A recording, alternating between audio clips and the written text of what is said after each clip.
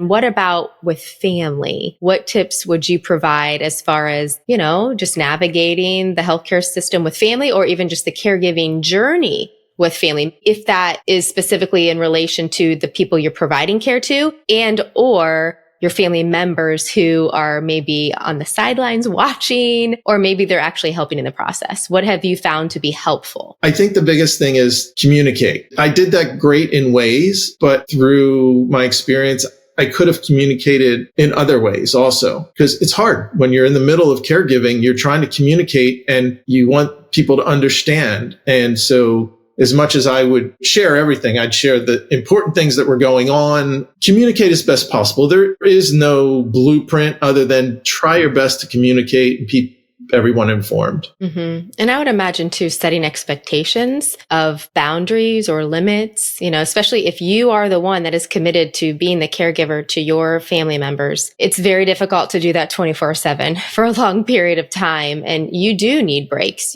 We want to prevent caregiver burnout and to protect the caregiver too in the process. And so setting healthy boundaries for yourself and communicating that to your other family members, this is what I can do, but hey, I need some help with whatever it might be, like this week, could you help with meals, or could you help with transportation, or I don't know, fill in the blank. I think that's probably something that you've probably done as well and learned how to navigate that as well. Yeah. The challenge with that is when you have family members that are not in the area. So they're in the distance, not local. And it's really difficult.